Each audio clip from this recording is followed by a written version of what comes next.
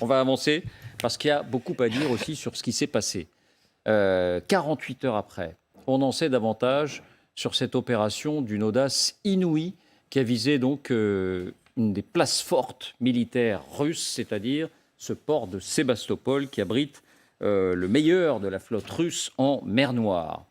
On en sait davantage. 4 questions sur cette opération qui a des conséquences aujourd'hui. On va en parler également. Les menaces russes encore sur le trafic des céréales ou bien ces bombardements. Mais d'abord, revenons à cette opération avec ces fameux drones sous-marins. Est-ce que c'est l'arme du pauvre ou est-ce que c'est de la high-tech, comme on dit en bon français Qui a mené précisément cette opération? Est-ce que l'Ukraine a pu la mener seule? Toutes ces questions, on est en mesure de les poser aujourd'hui. On est en mesure aussi d'y voir un peu plus clair sur le bilan de cette opération, les dégâts qu'elle a provoqués. Voici les indispensables. 4 questions sur cette opération avec Lucille de Villers. Bonsoir Lucille. Bonsoir David, bonsoir à tous. Première question. Sait-on précisément ce qui a été finalement détruit par cette opération? D'abord, un document satellite pris quelques heures avant l'attaque. Ce qu'on visualise, c'est ce qui a été ciblé, le port de Sébastopol avec les 6 principaux navires de la flotte russe. On peut dire aujourd'hui avec certitude que le plus grand de ces navires, l'amiral Makarov, celui-ci 125 mètres de long, capable de porter à son bord un équipage de 180 personnes, a été sévèrement endommagé. C'est important car c'est ce modèle qui a remplacé le navire Moskva, coulé par l'armée ukrainienne en avril dernier. Et à son tour, le Makarov est sans doute hors d'usage. C'est donc un dommage, voire une perte très conséquente. Un autre navire, un navire de débarquement du type classe Serna, comme celui-ci a été coulé, 23 mètres de long pour ce modèle, capable de transporter une centaine d'hommes. Enfin, un troisième navire, celui-ci a été touché. Il s'agit du dragueur de mines Ivan Golubets, utilisé dans les zones minées. Il a été incendié. À l'heure où l'on se parle, les flammes ne seraient toujours pas maîtrisées. Et puis, un bâtiment de débarquement et quelques navires auxiliaires auraient été également endommagés. Autrement dit, les dégâts sont importants, même si l'armée russe minimise les effets de ce bombardement. Deuxième question, Lucille. Quelles sont précisément les armes qui ont été utilisées? On parle beaucoup de drones sous-marins. Oui, il s'agit effectivement d'une attaque massive de drones, de petits appareils dirigés à distance et chargés d'explosifs, capables de lancer de petites torpilles contre leurs cibles. À quoi ressemble-t-il? À ce modèle-ci, retrouvé en septembre dernier par les autorités russes le long de la Crimée. C'est grosso modo le format d'un canoë-kayak avec un moteur pas plus gros qu'un jet ski. Écoutez les précisions du spécialiste aéronautique Xavier Titelman. A priori, ce serait ce type de drone-là. Il y a des repères qui sont communs, notamment les antennes qui sont sur le nez de ce drone. Donc, il est très probable que ce soit ce type d'équipement qui a été utilisé dans cette attaque suicide sur le port de Sébastopol.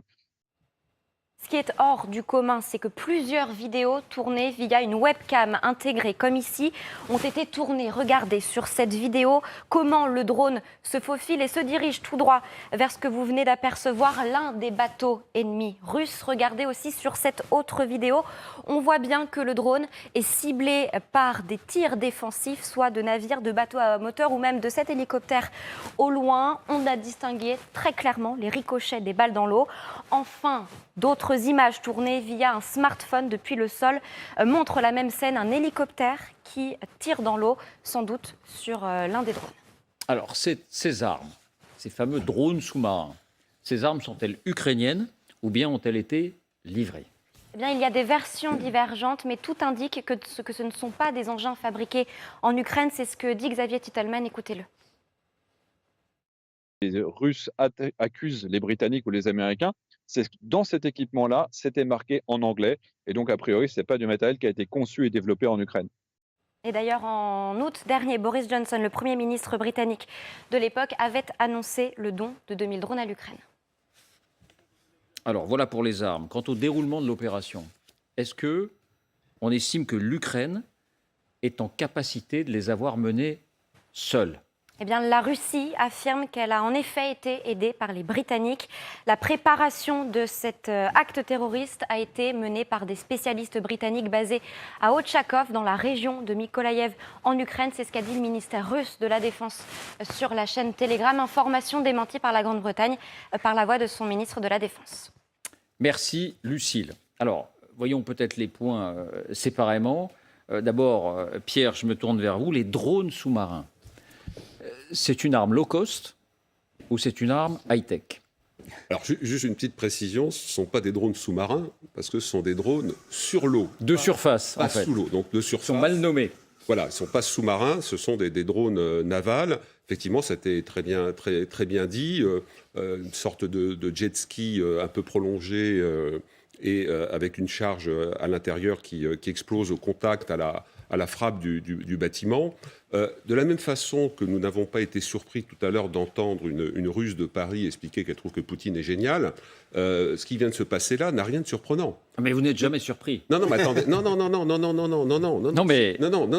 non, parce que c'est une vraie indication de la capacité ukrainienne et ça apporte des éléments de réponse par rapport à votre question.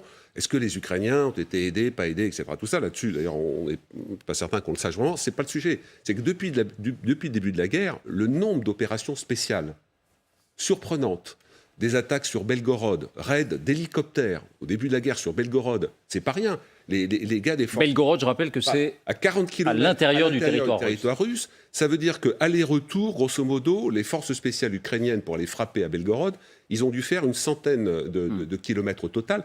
Ils y sont allés, ils sont revenus. Vous avez eu des infiltrations de commandos à Belgorod au sol pour aller faire péter le réseau ferroviaire de Belgorod qui approvisionnait l'Ukraine. Le Moskva, qui a été coulé, quand même extraordinaire. D'ailleurs, le parallèle avec ce qui vient de passer est patent. Parce que sur le Moskva, vous avez eu la même communication des Russes au début, en disant « même pas mal ». Et puis après, quelques jours après, merde, il a coulé, peut-être avec une partie de l'équipage. Là, hier, samedi, même pas mal. Et puis là, on découvre que le bâtiment qui remplace le Moskva, qui n'est pas de même classe, parce que les Russes sont très embêtés, parce que les bâtiments de même classe que le Moskva sont coincés en Méditerranée, puisqu'ils ne peuvent plus passer les détroits que les Turcs ont fermé. Donc moi, ça ne me surprend pas du tout. Et vous pensez que l'Ukraine a pu être capable de faire ça uniquement avec ses propres forces? J'en sais rien et je m'en fous. Ce que je veux dire par là, c'est que si vous voulez, l'important, c'est qu'ils ont la capacité à trouver les... Je ne suis pas certain que le drone naval soit d'une grande complexité à monter quand on parle d'un moteur de jet ski, etc. Je ne pense pas que ce soit très compliqué. L'important, c'est l'intelligence tactique. C'est le fait d'aller identifier à Sébastopol à la fois le symbole que représente Sébastopol dans l'histoire russe, qui est je n'ai pas le temps de développer, mais c'est un truc absolument considérable. Entre parenthèses, ça montre aussi que les Russes sont nuls. Parce que de la même façon que le pont de Kerch était une cible évidente, le port de Sébastopol, sachant que les Ukrainiens ont déjà coulé, je pense, une quinzaine de bâtiments. Du plus gros, le Moskva, à d'autres bâtiments, notamment autour de l'île. Pas forcément au sein du port, si? Non. Le Moskva en mer, Berdiansk, au port de Berdiansk, vous avez 2 bâtiments, il y a des images, c'est documenté. On voit un bâtiment en feu. Sur l'île aux serpents, vous avez d'autres bâtiments. Donc, juste pour terminer, ça montre que les forces spéciales ukrainiennes savent faire. Est-ce qu'ils ont du renseignement occidental? Certainement. Est-ce qu'ils ont pu avoir des pièces? Certainement. Il faut rappeler que les Ukrainiens ne sont pas des manchots et qu'ils ont notamment une tradition ancienne soviétique de motorisation, notamment à Dniepro, et que ce que vous êtes capable de faire pour ce qu'ils volent, vous pouvez être capable aussi de faire pour ce qui navigue. Donc c'est assez remarquable. D'ailleurs, les turbines pour les sous-marins, c'est les Ukrainiens aussi, à Mykolaïev. François, je devine que vous non plus, vous n'avez pas été surpris. Est-ce que je me trompe? Sur le fait que les Ukrainiens sont capables de monter une opération complexe de ce type, je n'ai pas été surpris parce que ce n'est pas la première opération complexe qu'ils ont montée. Là-dessus, je suis comme Pierre. Et sur la nature même de l'attaque, et à ma connaissance, c'est la première... Alors là, pour le coup, c'est la première opération combinée avec un ensemble d'un assez grand nombre de ces drones semi-submersibles, je ne sais pas comment les appeler en français. Drone marin, et ça, drone naval. Et ça, à ma connaissance, c'est une première. Et pas simplement pour les Ukrainiens. C'est une première pour les Américains, les Russes, les Britanniques, les Français. D'ailleurs, en tant que Français, je suis un peu vexé que les Russes ne reconnaissent pas à leur juste valeur les qualités de nos commandos de marine et notre capacité à conduire ce genre d'opération. Vous voulez dire en accusant Londres et pas Paris? Absolument. Non, les Britanniques, on leur prête toujours un savoir-faire qu'ils ont certainement. Surtout en matière navale. Et surtout en matière navale. Mais le fait est que tous les pays un peu importants ont investi dans ce domaine. Mais François...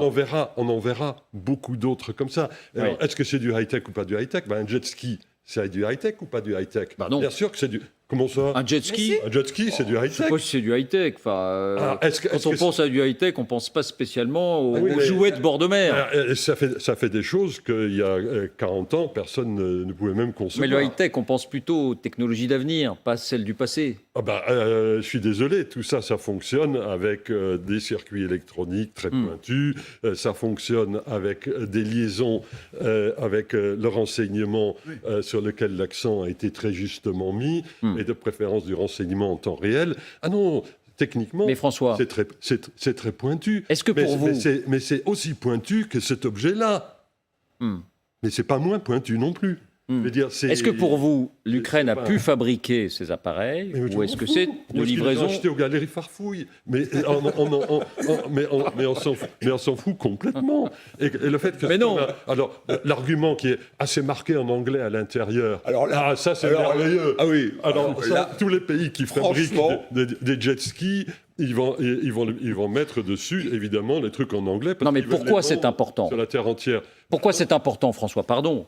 Si la France n'avait pas livré les Césars, si les États-Unis n'avaient pas livré les HIMARS, il n'y aurait pas eu de contre-attaque victorieuse ukrainienne depuis 8 semaines. Pour ce genre d'objets, ils auraient pu les trouver à peu près n'importe où. Alors là, pour le coup, effectivement, ce ne sont pas des objets qui, en soi, sont très complexes. Vous avez vu l'engin. D'accord, on a la réponse. Par contre, ce qui est incroyablement complexe, c'est l'insertion de ces engins à l'intérieur d'un dispositif, d'un système d'armes complexe, avec des éléments nombreux et en liaison avec le renseignement. Alors ça ne s'improvise pas. Là, il faut des vrais spécialistes. L'Ukraine en a formé beaucoup. Et bien entendu, j'ose espérer que certains individus, voire certains pays, les aident aussi dans ce domaine. D'ailleurs, la France aide l'Ukraine en matière de renseignement. Mariana, quelles leçons à tirer? Quelles leçons vous tirez-vous? Alors, on va continuer à faire les paris. Alors moi, j'en sais rien, tout comme tous les experts sur le plateau. Je voudrais juste préciser que l'Ukraine, premièrement, elle possède sa propre industrie des fabrications des drones de qualité militaire qui est assez florissante. Premièrement. Pardon, depuis le début du conflit, on a beaucoup dit que l'Ukraine s'appuyait sur la Turquie. Ah non, mais ça c'est ça c'est la deuxième particularité ukrainienne. D'ailleurs, qui a assez épaté le monde entier parce que les Ukrainiens utilisent les drones extensivement, beaucoup plus que ce qui s'était prévu par des procédures militaires pensées jusqu'alors. Alors les Ukrainiens, ils utilisent des drones ukrainiens, surtout des drones de reconnaissance ukrainiens et des grands drones kamikazes ukrainiens, y compris sur le territoire russe. Mais ensuite, de drones américains aussi, kamikazes américains, on en et polonais des centaines. Oui. Mais aussi, ensuite, les Ukrainiens, ils utilisent toutes sortes de drones étrangers, en commençant par les Bayraktar, les fameux Bayraktar, et en terminant avec des petits drones commerciaux quasiment déjoués, parce que eux aussi, figurez-vous, ils ont leur utilité. Et c'est même ça, ce qui est intéressant dans cette opération-là, c'est un peu la méthode ukrainienne, c'est parce que non seulement on a utilisé cette quantité des drones navals, mais en plus, on a monté une opération avec des drones aériens, parce qu'on a déjà connu des attaques des drones aériens sur Sébastopol. Donc, pour faire croire aux Russes que le danger venait du ciel. Que le danger venait du ciel, pour faire la distraction, pour que les drones navals puissent arriver jusqu'au port de Sébastopol. Et j'ai envie de dire, là, ça a véritablement réussi, parce qu'il y a une vraie protection du port. C'est le port qui est très important pour la Russie, même militairement. Et là, ça a réussi. L'impact, il est militaire ou il est psychologique? Les deux, mon commandant. Les deux. Il faut commenter les images, parce qu'elles sont quand même incroyables. Celles-là, elles sont ce qu'on voit, celle-là et celle d'avant, ce sont des images prises par une caméra, une webcam qui est posée sur le drone naval qui monte à l'assaut. On a deux images différentes. Sur la première, on voit que le bâtiment qui est visé, qui est au loin, tire à la pièce d'artillerie de marine, au canon de marine, sur le drone. Et on voit que le drone commence c'est-à-dire qu'il est téléopéré, qu'évidemment l'opérateur voit l'image et donc fait des stratégies d'évitement. Il y a même un moment qui est assez comique où il passe à côté d'un bateau de pêche et il y a un des pêcheurs qui saute à l'eau parce qu'il a là. C'est là où on voit ça. Et le pêcheur qui est à droite, alors là on ne voit plus l'image, mais il saute.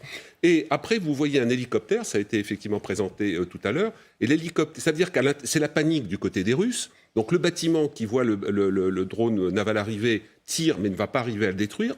Après sur un deuxième drone, ce sont des tirs de mitrailleuses de sabord d'hélicoptères de combat russes, c'est-à-dire ces mitrailleuses qui sont de chaque côté, et ils essayent de toucher. Vous voyez des gerbes de frappes par les mitrailleuses autour du drone, qui là aussi, lui, navigue. Donc c'est-à-dire qu'il y a une commande directe de l'opérateur ukrainien, et qui va échapper à la destruction, puisqu'on ne le voit pas exploser, et on voit sa destruction. Comme un énorme jouet télécommandé. Mais exactement. À distance. Exactement. Tous les enfants qui ont joué. Pierre, parce que vous voyez notre surprise, ça veut dire que ce drone en surface, ni l'hélicoptère, ni le bateau de guerre n'arrivent à l'atteindre. Enfin, certains d'entre eux ont été détruits, mais pas tous. Il a une petite signature. Est-ce que ça veut dire qu'ils n'étaient pas préparés à ce type d'attaque ? Ou est-ce que ça veut dire que c'est une arme finalement redoutable, même si elle est très simple ? Novatrice. Voilà, novatrice, elle est simple, donc elle est redoutable. Et l'effet de surprise. C'est le problème. C'était le problème pour les Ukrainiens avec les drones iraniens Shahed, dont on dit qu'ils ont un moteur de coccinelle volant très bas, etc., et qui posent des problèmes aux Ukrainiens parce qu'ils sont assez rustiques. Ils volent pas suffisamment vite et suffisamment haut pour être détectés par des systèmes performants que les Ukrainiens ont.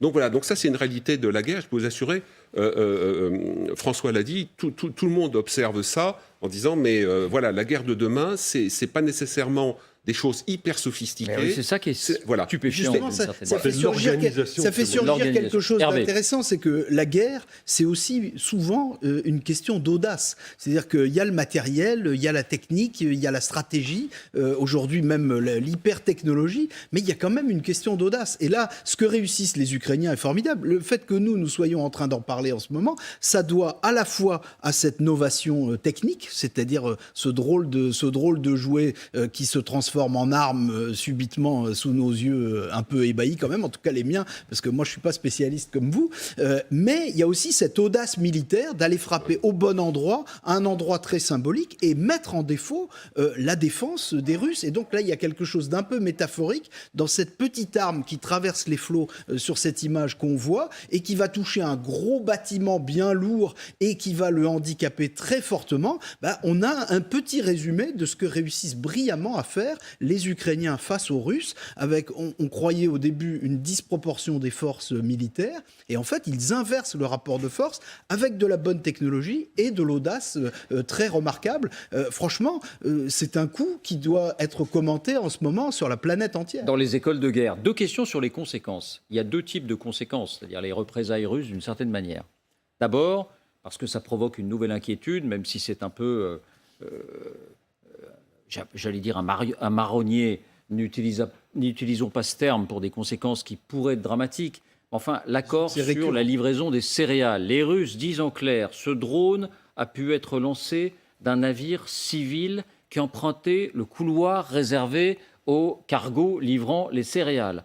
En conséquence de quoi, nous décidons, nous Russes, de nous retirer de l'accord sur les livraisons des céréales qui consiste à garantir un point de passage. La Turquie, l'Ukraine et les Nations Unies décident de ne pas en tenir compte et continuent à faire sortir des bateaux livrant des céréales, en particulier du port d'Odessa, vers les pays d'Afrique notamment.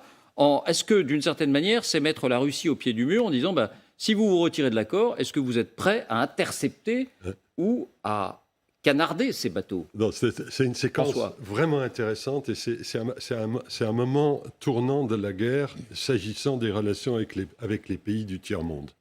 Je m'explique. Lorsque le raid de drone a lieu à Sébastopol, les Russes disent 2 choses. D'une part, même pas mal, ce qu'on a dit tout à l'heure. Et deuxièmement, c'est dégueulasse ce qui a été fait. Donc, on va interrompre la livraison du blé. Il y a en ce moment 2 millions de tonnes de blé qui sont dans les navires qui flottent en mer Noire. 2 millions de tonnes. de quoi nourrir pendant je ne sais pas combien de jours, je ne sais combien de millions de personnes.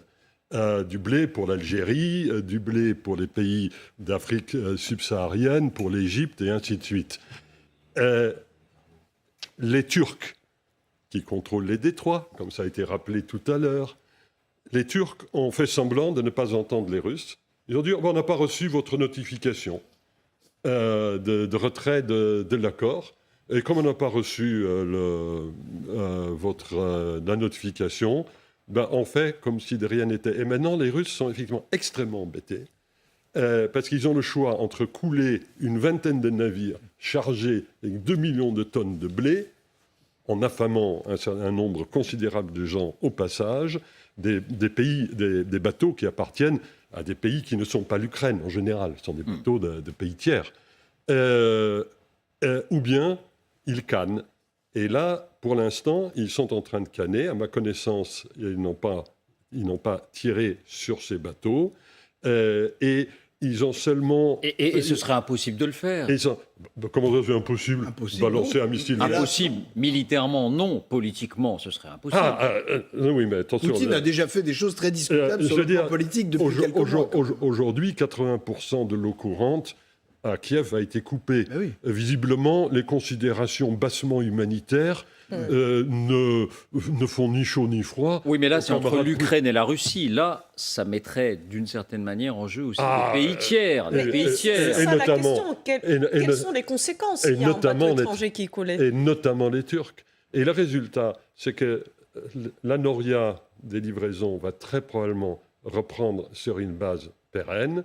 Et les Russes auront montré qu'ils sont effectivement totalement cornérisés, y compris dans ce coin du monde qu'est la mer Noire, où ils ont... Et ça, c'est la deuxième grande conséquence. La deuxième grande conséquence, c'est qu'on s'aperçoit que le pays qui n'avait pratiquement pas d'armée de l'air, le pays qui n'avait pratiquement pas de marine, a tapé la marine russe et est parvenu à faire en sorte que l'armée de l'air russe ne puisse guère intervenir dans les frontières ukrainiennes. Il y a quelques minutes, ministère russe de la Défense, il ne peut être question de garantir la sécurité de quoi que ce soit. Ça n'est jamais nommé, mais on parle bien de ces cargos de livraison de céréales. Qu'il ne peut être question de garantir la sécurité de quoi que ce soit dans cette zone tant que l'Ukraine ne prendra pas des engagements supplémentaires pour ne pas utiliser cette route à des fins militaires. Sous-entendu, ce qui a été fait avec ces drones navals, ces drones navaux, ces drones navals, ces drones navals, est directement lié à ces couloirs sécurisés par cet accord sur les céréales. Bon, bref, c'est la menace. C'est la menace. C'est la retraite. Non, c'est la retraite en désordre. Oui, parce que c'est la retraite en désordre. Ah oui. Un rappel. Donnez-moi des assurances supplémentaires. Les rails maritimes qui ont été prévus pour la sortie des céréales, ces rails du côté ukrainien sont très éloignés de la Crimée et surtout de Sébastopol. Ça n'a rien à voir. Et puis surtout, si les Russes ont les preuves du fait que les drones navals ont été débarqués de cargos céréaliers, etc., il faut qu'ils montrent les photos. Depuis le début de la guerre, chaque fois qu'ils prennent un coup dur, ils accusent les Américains. Sur le Moskva, c'était des satellites américains, etc. Alors oui, moi, je suis comme François, je suis un peu déçu parce que finalement, c'est peut-être la relation spéciale avec le président Macron, mais il accuse toujours les Anglo-Saxons, mais jamais les Français d'être... Depuis le 19e siècle. Voilà, c'est un peu regrettable. Donc non, il faut rappeler quand même que depuis plusieurs semaines, l'accord sur les céréales est menacé par l'attitude russe, qui multiplie les inspections pour faire pourrir le grain ukrainien dans les ports turcs où ils doivent être observés. Et deuxième élément qui n'est pas nouveau non plus, c'est que les Russes volent du grain ukrainien dans le sud, dans la partie, et le mélangent à son propre grain pour le sortir. Donc, alors, dernier truc, est-ce qu'il va nous monter une carabistouille avec un tir? Parce qu'il y a des sous-marins russes dans la zone. Est-ce qu'il va aller jusqu'au bout de la montée de tension en coulant un bâtiment? Il expliquera, un cargo céréalier. Voilà, mais en expliquant que c'est les Ukrainiens qui l'ont fait. En disant, vous voyez, c'était un drone naval ukrainien qui s'est promené, qui a patin, qui est reparti et qui est allé atteindre. On peut avoir... mais ce qui se passera dans la demi-heure qui suit, ce seront les Occidentaux qui sortiront les enregistrements du sous-marin à des signaux émis sous l'eau et ainsi de suite. Et comme d'habitude, on s'apercevra que c'est une carabistouille. Et une carabistouille, alors là, en l'occurrence, aux dépens des gens qui sont vraiment pour rien en Afrique et au Moyen-Orient. Alors, deuxième représailles, mais ça, j'allais dire, on y est presque accoutumé, ce sont ces frappes massives ce matin contre Kiev, contre Zaporijjia. Ce sont les images de Zaporijjia qu'on voit là et qui visent en particulier les installations électriques, les installations qui assurent notamment, parce que tout ça a des effets en cascade, l'alimentation en eau. Donc, il y a des centaines de villes, de villages qui sont privés d'eau aujourd'hui. Bon, ça, Vladimir Poutine nous a habitués à ça d'une certaine manière depuis le pont de Crimée, où il avait mené ce genre de campagne de bombardement qui vise directement les civils. Business as usual, d'une certaine manière, pour Vladimir Poutine. Ariana. Est-ce que si vous permettez, je vais conjuguer les deux sujets en même temps. Il faut arrêter de parler de représailles parce qu'en fait, c'est une sorte de discours qui s'adresse aussi au public occidentaux pour leur faire croire que, voyez, ils ont été offensés. Si on ne nous provoque pas, on ne fera pas ça. Or, en ce qui concerne les céréales, je vous rappelle que les ports ukrainiens ont été bloqués par la marine russe 10 jours avant l'invasion terrestre. Premièrement, ça a toujours été le plan d'affamer le monde. Et ils utilisent tout prétexte pour affamer le monde et pour dire que ce n'est pas nous, finalement, on nous a provoqués. Exactement la même chose avec ces frappes sur les infrastructures ukrainiennes qui étaient prévues de longue date, parce que ce n'est pas hier, ce n'est pas la semaine dernière qu'on a commandé ces drones. Mais pourquoi on n'a pas fait plus tôt ? Parce qu'il y a eu de revers militaires russes tout au long de cet été, mais il n'y a pas eu.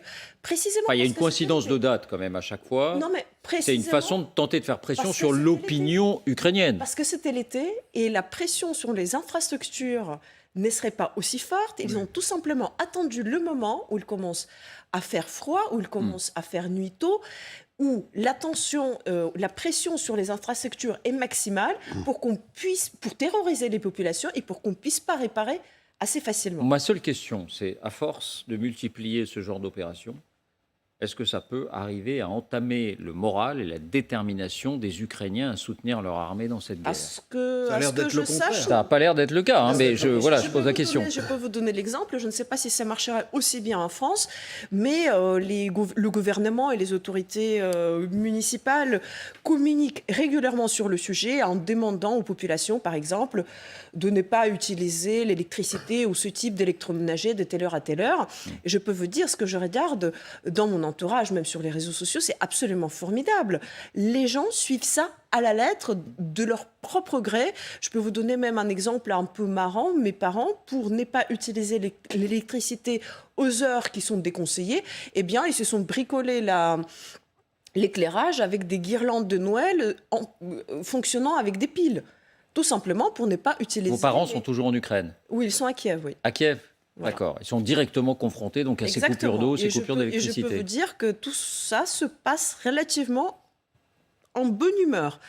Et d'ailleurs, alors, ce qui est assez impressionnant dans ce que vous nous dites, c'est qu'on est en train de se demander s'il va falloir se raisonner au moment d'utiliser certains appareils électroménagers à certaines heures, et ça nous paraît, enfin en tout cas, les médias le racontent comme ça, les politiques le racontent comme ça, toute une montagne. Et puis là, on a des Ukrainiens qui sont habitués à se passer complètement, à avoir recours à des piles. Pourquoi j'ai dit relativement en bonne humeur, ça peut choquer ? Eh bien non, c'est parce que ça rajoute de la résolution à la population, premièrement, et deuxièmement, les gens, ils ont l'impression qu'ils participent à l'effort. Donc, ils sont contents, ils sont heureux de pouvoir participer à cet effort. Oui. Un dernier mot, puis on avance, François. Oui, historiquement, il est extrêmement difficile de trouver le moindre conflit depuis l'invention de l'aviation il y a une centaine d'années, dans lequel les frappes contre les civils ont joué un rôle substantiel dans l'issue de la guerre considérée.